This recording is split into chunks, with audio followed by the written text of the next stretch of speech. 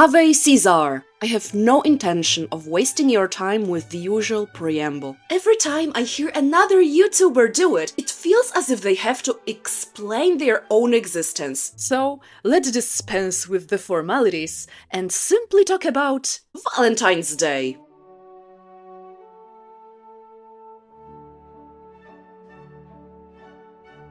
Valentine's Day. What a magnificent celebration once again had descended upon us with all the subtlety of a marching band. So eagerly anticipated, so impatiently awaited, so insistently demanded. How delightful it is to acquire overpriced plush teddy bears only to watch them disintegrate into sad little piles of polyester fluff. How exquisitely romantic to consume those artificially inflated strawberry cupcakes that taste precisely like bubblegum-flavored regret. And the cards! All those heartfelt declarations of "You are my one and only," because nothing screams eternal intimacy like Comic Sans printed on recycled corporate guilt in the year 2026. Enough. We can stop pretending this is profound. It's simply a very effective marketing mechanism. Its mission isn't to spread unconditional love, but to monetize it. I don't think anyone wants to be loved in exchange for currency. Yet, beneath it all, there lies something genuine, something the commercial machine tries to bury under layers of pink glitter. So today, just after all those heart-shaped balloons have deflated, instead of merely mocking the surface, I want to tell you about a few things that truly are related to February the 14th.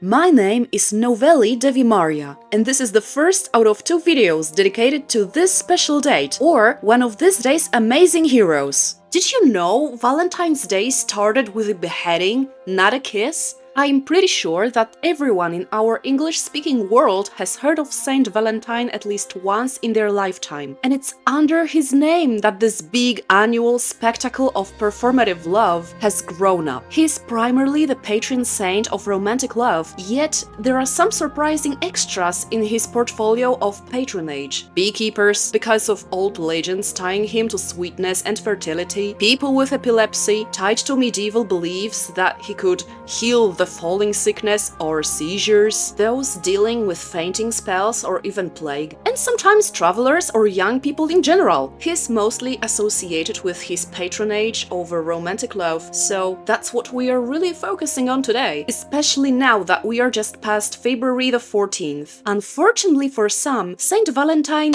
never endorsed the notion of love at first sight, nor was he its inventor. Let's expand upon this a little, for the story of Saint Valentine is sure precious for our cultural legacy, yet very often based on legendary beliefs, and is far less saccharine contrary to what popular culture may imagine. Historical facts about Saint Valentine are sparse, much sparser than the legends grown around him. For example, the one about him being arrested for secretly performing marriages for Christians. According to another one, Saint Valentine, while imprisoned, fell in love with the jailer's daughter, who was blind or ill. Before his execution, he wrote her a farewell note of encouragement, signing it "From your Valentine." That's perhaps why when someone says "You are my Valentine" on February the 14th, they are unknowingly quoting a 13th century legend about a Roman priest's final act of compassion. Others portray him debating the emperor, boldly criticizing pagan gods, which led him to torture and then beheading. Those and even more legends are echoing in many popular sources, so let's have a closer look at some of them. What we know for sure about Saint Valentine as a historical figure: he was a Christian priest and a martyr, hailing from the Eternal City itself during the turbulent 3rd century under the rule of Emperor Claudius II Gothicus. As we can see, one of the sources confidently tosses much more info at us and asserts that Saint Valentine was caught marrying Christian couples. This detail has long been presented as the primary reason for his arrest. But was it even necessary? Before we go further into the myth, I'd like you to witness a visual representation of this idea. I genuinely shivered while watching this atrocity, not only because of Saint Valentine's story being wrapped in historically false information, but also... just look at this, you will understand. Valentine's नहीं मनाते अगर इस आदमी ने अपनी जान न दी होती। तो 1700 साल पहले रोमन एम्पायर में सोल्जर्स को शादी करना मना था, क्योंकि राजा कहता प्यार इंसान को कमजोर करता है। पर इस बात से चर्च के एक फादर बिल्कुल भी सहमत नहीं थे और वो छिप छिपाकर कपल्स की शादियां कराते, उन्हें प्यार का असली मतलब समझाते। पर कब तक? एक दिन राजा ने उन्हें पकड़ लिया और 14 फरवरी को सबके सामने उन्हें मार डाला। और उस फादर का नाम था सेंट वैलेंटाइन, जिन्हें हम लव एंड सैक्रिफाइस का सिंबल मानते हैं। तो शेयर करके सबको बताओ Valentine. The Roman Emperor Claudius II Gothicus forbade his soldiers from marrying, which made them turn to Valentine asking him for matrimony. History really wanted us to hate this man. Well, it wasn't true. Even serious sources safely framed this as a part of popular accounts from this era, but don't even try to verify this common view on banning marriage of soldiers. Sure, the ban existed, but it had been way longer before Saint Valentine's era. By the time Saint Valentine was executed, the old Roman military prohibition on soldiers marrying, originally instituted by Octavian Augustus, had already been lifted by Septimus Severus. Roughly 70 years earlier, no reliable record exists of Claudius II reimposing or enforcing any such ban. There was also no special ban on marriages for Christians. Christians in the 3rd century indeed did not have full civil rights. They were tolerated in periods of calm, but during times of persecution, such as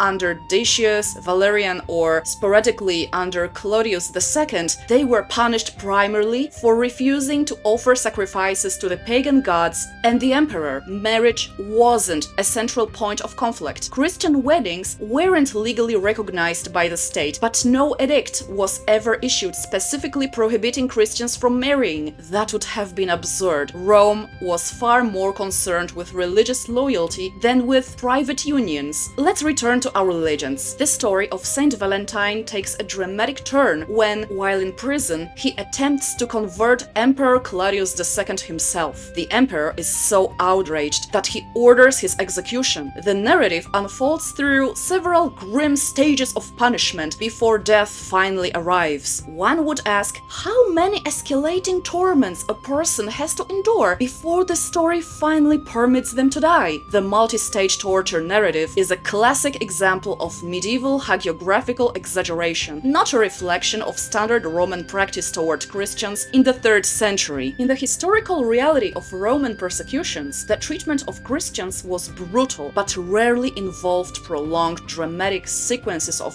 escalating torments like beating, stoning, and then beheading. Instead, the process was usually much more direct and pragmatic. The legend emphasizes Saint Valentine's resilience and faith to inspire devotion. One of such hagiographies was the Golden Legend from the 13th century. It was one of the most influential and widely read books of the late Middle Ages, a compilation of hagiographies written by the Dominican friar and later Archbishop of Genoa, Jacobus de Voragine. In the Golden Legend, we read of Saint Valentine as a bold Roman priest who engages Emperor Claudius II in a fearless debate, refusing to worship pagan gods and proclaiming Christ as the true light. Imprisoned in the house of a prefect, he prays for the man's blind daughter. She is miraculously healed, and then the entire household converts to Christianity. This triumph of faith, however, seals his fate. The emperor orders Saint Valentine beaten with clubs, stoned, and finally beheaded on February the 14th. Though the Golden Legend isn't a mistaken historical chronicle, it's a masterpiece of pastoral art. In it, Jacobus de Voragine consciously colors his sources, enriching and embellishing them to craft gripping, miraculous, and morally instructive narratives designed to stir the hearts of the faithful, support preaching, and strengthen belief in an age of heresy and growing skepticism. That is precisely why in the Middle Ages it was considered golden. As for Saint Valentine, this kind of narrative also served to make his martyrdom more inspiring and to connect his feast day symbolically with love and fidelity. But still, It doesn't say anything about Saint Valentine allegedly marrying Christian couples. Let's return to our popular sources. As you will learn, it's also quite imprecise and even wrong here. It claims that the first representation of Saint Valentine appeared in the Nuremberg Chronicle, a great illustrated book printed in 1493. The Nuremberg Chronicle does indeed note Saint Valentine as Valentinus Romanus Presbyter and Martyr. It also contains a printed representation of Saint Valentine. A hand-colored woodcut portrait is accompanied by a short description from which we learn about Saint Valentine as a Roman priest distinguished by many healings and teachings, who was seized by Emperor Claudius because of his claim on Roman gods as wretched men. He also restored sight to the daughter of Asterius and converted his entire household to Christianity. As a result, by the emperor's command, he was beaten with clubs for a very long time, beheaded, and buried on the 16th day before the calends of March, that is, February the 14th. Even as for a very late work of hagiography wrapped in legendary narrative, this one doesn't say anything about Saint Valentine marrying Christian couples. The Nuremberg Chronicle sure is full of legends that had already been heavily embellished for centuries, but it's very precious for our tradition and legacy, at least due to very remarkable illustrations. Saint Valentine here has the curly hair, youthful face, and rich garments, which are supposed to idealize medieval saintly nobility rather than historical realism. He's also holding a large feather-like object, which in fact is a palm branch. It's a medieval emblem of martyrs from the early Christian traditions. It represents spiritual triumph, the saint's victory of faith over persecution, the flesh, and death itself. Now that I think about it, this image deserves its own merch. This draws from biblical reference, like Jesus' entry into Jerusalem, which nowadays is celebrated as Palm Sunday. The crowds, watching Jesus' arrival, waved palms to honor him. Shortly after that, Jesus was sentenced for death. Another reference is Revelation 7 verse 9, where martyrs stand before the throne of God, holding palm branches in their hands. But this graphical representation of Saint Valentine definitely isn't the earliest one. One of way earlier ones appears in 14th century manuscripts. A notable example can be found in Bibliothèque Nationale de France. This workshop by Richard de Montbasson shows Valentine of Tournai with disciples, overseeing the construction of his basilica. We need to mark that Tournai is a contemporary name of a former city of Interamna, but let's stick to the new name, since that's what's more popular and instantly recognizable now, at least as long as we don't quote original sources. This engraving is an artistic retelling of the founding legend of the basilica in Tournai, which in fact was built in the 4th century in an ancient Christian cemetery. So again, it's a symbolic rather than biographical image. If we are diving into the earliest textual evidence for Saint Valentine as a real historical figure, one of the best places to turn is the incredible academic resource, The Cult of Saints in Late Antiquity. This database pulls together reliable early Christian resources from roughly the origins of the cult of saints up to around the year 700. Now, when we look specifically at Saint Valentine in this database, we get some fascinating insights. But there is the key point: not all of these ancient texts carry the same weight as historical evidence. They come from different genres and serve different purposes. Some are high-value primary sources, like early martyrologies or calendars that simply record feast days and burial places. Others are later hagiographical stories, dramatic lives of saints written to inspire devotion. To judge how much we can really know about Valentine as an actual person who existed, we have to classify and weigh these texts carefully. For instance, documents that describe topography or the official administration of the church are much more reliable than literary narratives written centuries later. In the database, we have entries involving Saint Valentine as a person commemorated on February the 14th. All those entries could be briefly separated into reliable and unreliable ones. They also point to two traditions competing in cultivating the character of Saint Valentine. Even though this phenomenon is ambiguous, both traditions are justified. One was centered on the Via Flaminia just outside Rome. The Via Flaminia was an ancient Roman road leading from a city of Rome to the coast of the Adriatic Sea. The other place of Saint Valentine Valentine's cult was in Terni, about 100 kilometers north. We want to collect information leading us as close to the historical Saint Valentine and his actual burial place as possible.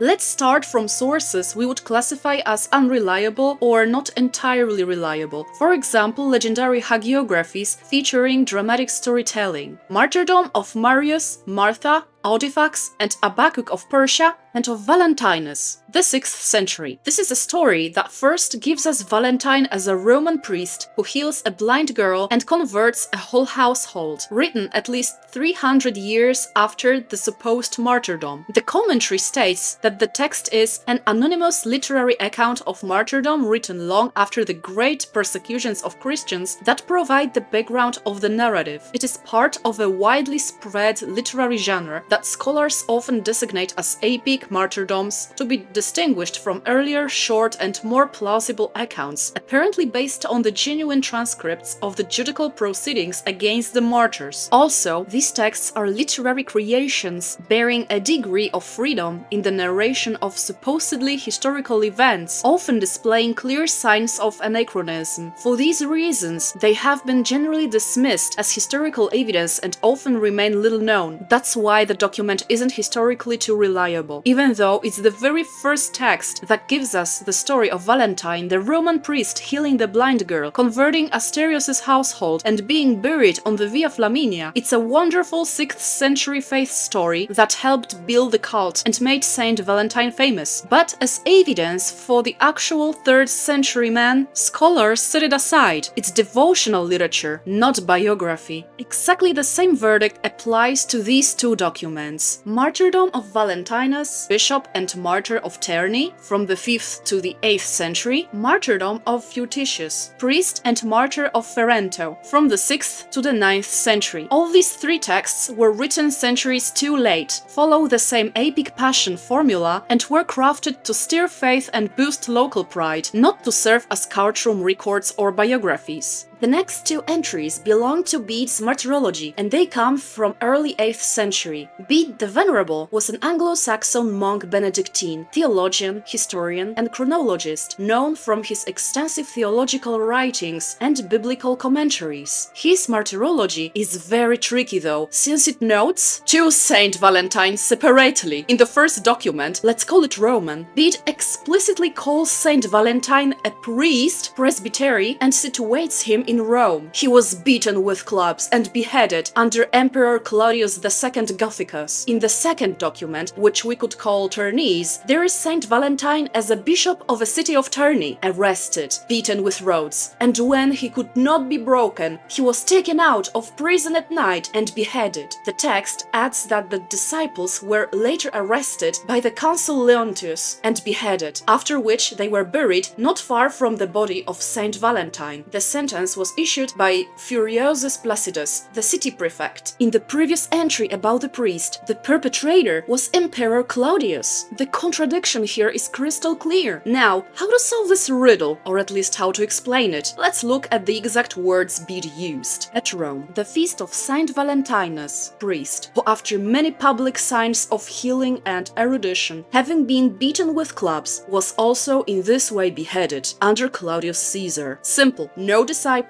no nighttime transfer, no prefect, just a Roman priest executed by the emperor himself. And now the second quote by Bede, the feast of Saint Valentinus, bishop of Terni, who was tossed out of prison in the silence of the middle of the night and beheaded at the command of Furiosus Placidus, prefect of the city. Then Proculus, Ephebus, and Apollonius, his disciples, transferring his body by night to their church in the city of Terni, buried him. The disciples were buried not far from the body of Saint Valentinus later on. Completely different story. So, does it mean that there were two martyrs? The short answer is no. At least if we talk about February the 14th. Here is what actually happened. Bede wasn't confused. By the year 725-731, the two local traditions had already grown apart. The Roman community remembered their priest martyr who died in the capital. The Terni community remembered the same man as their own bishop and had developed a beautiful, but later, story about his his disciples smuggling the body home along the Via Flaminia at night. Because both cities were proudly celebrating their Saint Valentine on February the 14th, Bede simply recorded both versions side by side. He wasn't trying to decide which one was right. For a chronicler who never left the monastery, all this information could have blended into a single figure or created fantastic hybrids. His sources are crucial to understanding why the confusion about the two Valentines arose. While our earlier manuscripts combined Rome and Tourney in a single entry, Bede separated these traditions. This single decision by Bede became the birth certificate of the two Valentines idea that dominated the Middle Ages. There was one real person, a Christian leader, most likely a priest, martyred in Rome in the 3rd century and buried on the Via Flaminia. But why does everything keep pointing back to the Via Flaminia? Because the most reliable sources, the ones that simply tell you where to go and what you will see, all locate the original cult right there, just outside Rome. Considering how much confusion it brings about the identification of the true Saint Valentine, it's just hardly reliable, especially in the light of the reliable sources coming in. The De Loci Sanctis, a guide to the graves of the martyrs around Rome, lists those on the Via Flaminia, north of the city. Quote, "Close by the Via Flaminia appears the wondrously decorated church of Saint Valentinus, the martyr, where he lies in his body."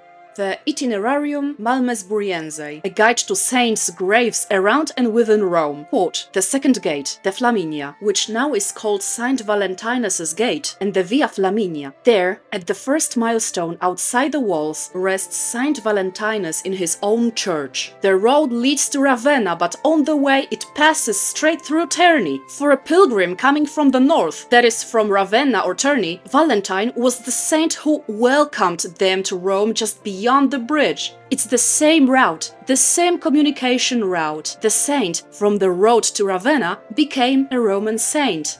Another source, the short life of Benedict II in the Liber Pontificalis. Quote, "Also in the church of the blessed Valentinus on the Via Flaminia, he, Benedict the Younger, provided over the altar an altar cloth with studs and thin bands, with a very precious border around it, adorned with gold buttons. It's an official papal biography. It records popes restoring and donating gifts to the church of the blessed Valentinus on the Via Flaminia. The calendar of Willibrord records the feasts of various saints in February. Quote, at Rome, Valentinus Martyr, on February the 14th. It's a simple liturgical calendar. I also have a surprise for you. The surprise is hidden in one more document about pilgrimages. The De Loci Sanctis, a guide to the graves of the martyrs around Rome, lists those on the Via Appia, south of the city. Quote, "By the Via Appia, there is also a church of many saints, that is of Januarius, who is the oldest of the 7 sons of Felicitas, the church of Urbanus, Agapitus, Felicissimus, Cyrinus, Zenons,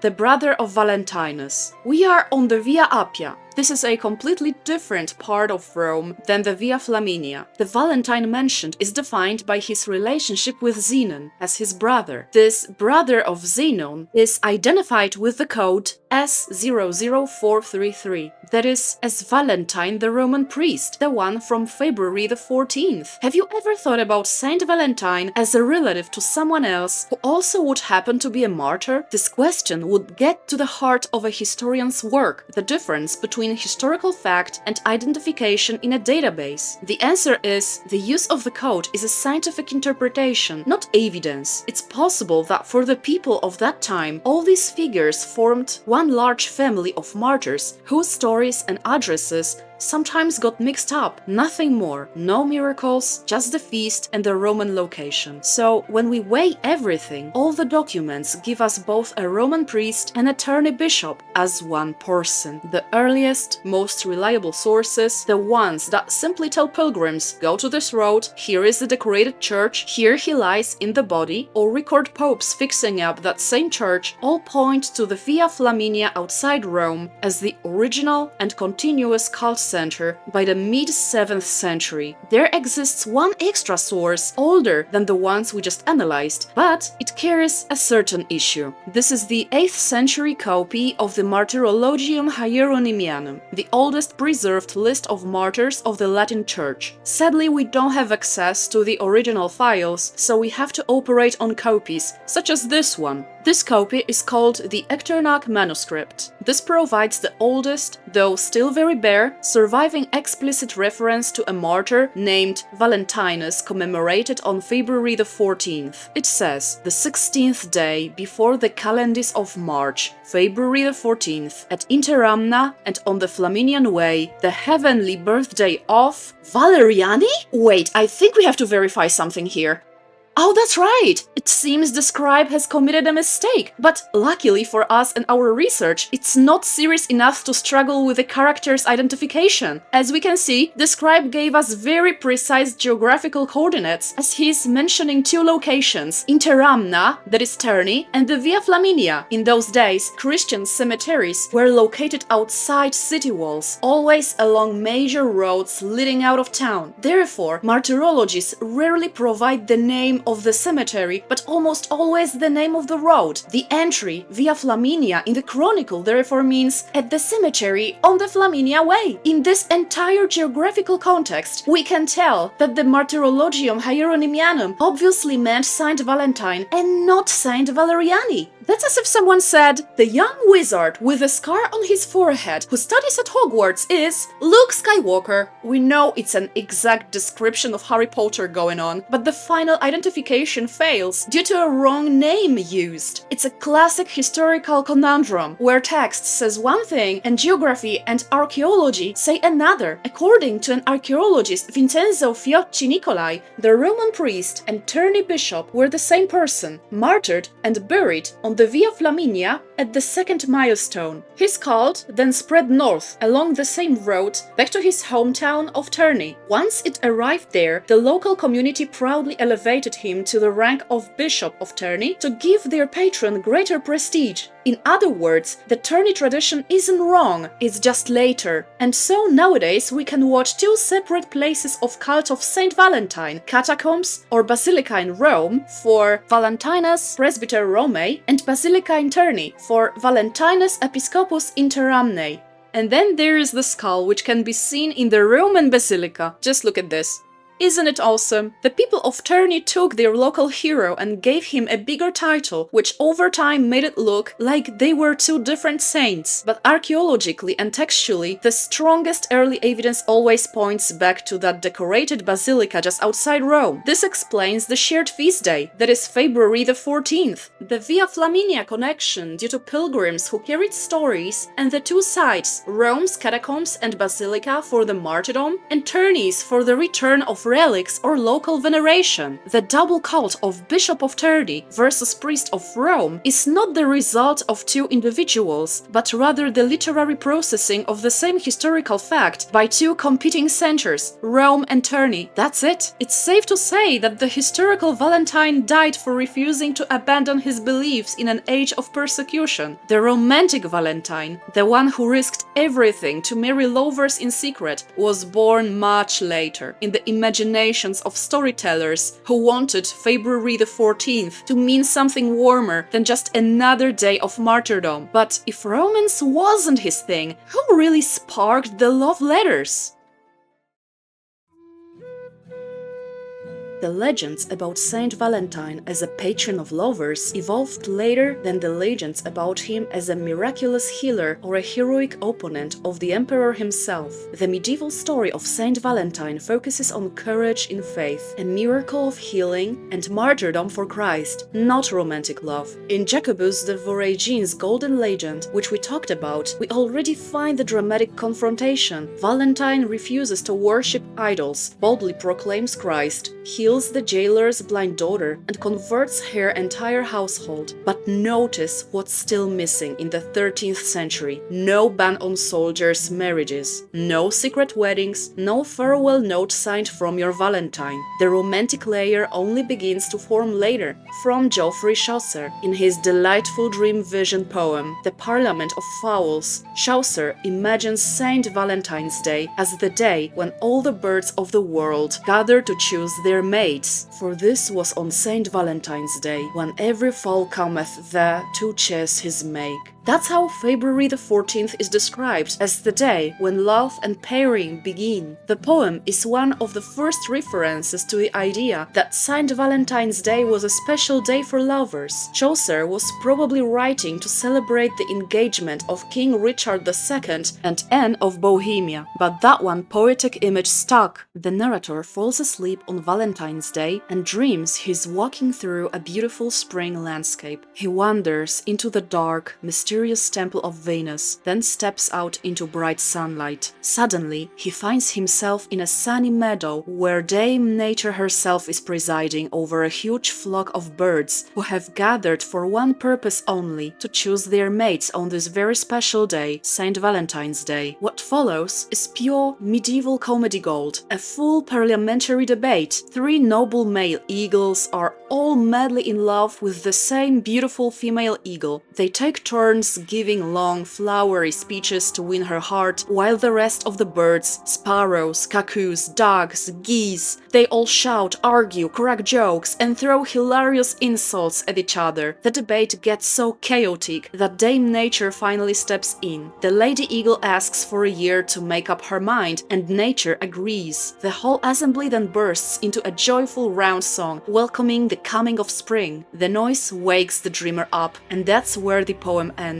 We can talk about this colorful and rich poem in one of the next videos, but now let's turn to another subject: love letters. Just a few decades later, the Romantic tradition took its next big step. From poetry about birds to actual love letters people started calling Valentines. The earliest known examples appear in England and France in the early 14,000s, and the very first surviving one we still have today comes from a heartbroken French nobleman locked away in the Tower of London. In 1415, Charles, Duke of Orléans, only 21 years old, was captured at the Battle of Agincourt and imprisoned for what would become 25 long years. From his cell, he wrote a tender poem to his young wife, Bonne d'Armagnac, and for the first time in history, he addressed her directly as his Valentine. Je suis déjà d'amour tanné, ma très douce Valentine. I'm already sick of love, my very gentle Valentine. That single, longing line, written from prison on or around February the 14th, is now recognized as the oldest known Valentine greeting in existence, and just 60 years later, the tradition crossed the channel and became truly English. In February 1477, a young woman named Margery Brews sat down, or rather dictated to a clerk, in a small Norfolk village and wrote what is now recognized as the oldest surviving Valentine letter in the English language. She was writing to her fiancé, John Paston III. Their marriage was hanging by a thread. Her father refused to give a big enough dowry, and the negotiations were falling apart. But Margery's love was stronger than money. She opened her letter with these beautiful, heartfelt words: "Right reverend and worshipful, and my right well-beloved Valentine." She poured out her heart, promising she would love him truly over all earthly things, even if she had almost nothing. And here's the funny part. Look at this line she added right at the very bottom of the letter. "Please do not show this letter to anyone. It is for your eyes only." She was desperate to keep this intimate love note completely private, just between her and John. Yet here we are, 547 years later. Millions of people have read those exact words. Her most secret Valentine has become one of the most public love letters in history. It's preserved in the British Library, photographed, published in books, shown in documentaries, and yes, even featured in YouTube videos like this one. From a lonely French duke in the Tower of London to a determined English girl fighting for her marriage, age, the romantic Valentine had officially left the royal courts and entered the hearts of ordinary people. By the 17th and 18th centuries, people of all social classes started writing handmade valentines to their sweethearts, friends, and even secret crushes. Then the 19th century arrived. The whole tradition exploded into commercial phenomenon we know today, thanks to cheaper printing, colorful lithography, and the new penny post in Britain. Sending a valentine suddenly became fast, affordable, and fashionable. In America, a young woman named Esther Howland, now called the Mother of the Valentine, took it to another level. Starting in the 1840s in Forster, Massachusetts, she designed and mass-produced valentine cards. The cards were made of layers of lace, silk, flowers, ribbons, and sweet verses, almost all of them proudly ending with those same three words: "From your Valentine." No matter what we think about the entire show happening on February the 14th, one must admit there is something pleasant about those artifacts. For example, the newer one. This graphic is a digital scan of a vintage Valentine's Day postcard that dates back to 1909. At that time, sending lavishly illustrated postcards was extremely popular in the United States and Europe. This style is typical for the Edwardian and Art Nouveau periods due to their pastel backgrounds, motif of sweet children or angels, and the symbolism of a heart in flames. Very nice. So, the saint, who once died for refusing to worship idols, eventually became the Patron of Lovers, thanks to rich storytelling. Ironically, some people would consider his cult another idolatry, something he was absolutely against and died for his disobedience. Also, all of this, the birds, the love letters, the lace cards, the "From your Valentine" signature, happened almost exclusively in the Anglo-Saxon world. First in England, then exploding across America and the English-speaking countries, Saint Valentine was transformed so completely that the modern holiday ended up having almost nothing to do with the real 3rd century Roman priest and martyr. And still, we haven't talked about the other cultures celebrating Valentine's Day. In Slavic countries, for instance, the romantic side of Saint Valentine arrived much later, and in a very different way. In Russia and most Orthodox Slavic countries, February the 14th was almost unknown until the early 1990s. And if you ask older generations in Poland, Czechia or Slovakia, some will smile and say, "We already had our own Slavic Valentines for 1,000 years, and it's called Kupala nights in midsummer." Maybe we'll keep the subject for the next year. Anyway, the courageous Christian who died for his faith under Claudius II Gothicus was quietly pushed aside. His name became a brand for romance, chocolates, and roses, a celebration that the historical Valentine himself would probably have found rather puzzling. And in a strange way, that's also his greatest failure. That's why we must keep talking about the truth. Only this way will make him regain his original triumph. Important notion here is that we have too many easily accessible sources of information that are contradictory, very often far from historical truth. This is a trace that the subject should be researched further by historians, archaeologists, theologians, and other specialists in fields related to the problem. Anyway, if we are to honor Saint Valentine properly on February the 14th, perhaps we should remember not the chocolates or the balloons, but the man who chose faith and compassion over safety long before the legend dressed him in pink. Are we sure that the thing called Valentine's Day still makes sense? Alternatively, we could talk about different saints who would be better patrons of lovers, but let's keep it for later. If you want to learn more or verify info provided in this segment, I put references in the description. And if I was in a position to decide how we should modify the contemporary Valentine's Day, I would definitely come up with I think a pink ribbon with your beloved one's name on it would be perfect. Get ready for the next Valentine's Day, but this time properly. I would be truly delighted if each of you would join me in shaping what comes next. If you have any wonderful ideas for our upcoming videos, or if certain subjects in art, literature, culture, history, linguistics, or any other corner of the humanities have captured your imagination, I warmly invite you to share them in the comments section below. Furthermore, your generous support truly makes all the difference as we work toward fulfilling the monetization requirements. Simply by liking this video, sharing it with fellow enthusiasts, subscribing to the channel, and engaging in those other helpful ways, you help create the vital space for me to dedicate far more time and energy to bringing you these episodes on a regular basis.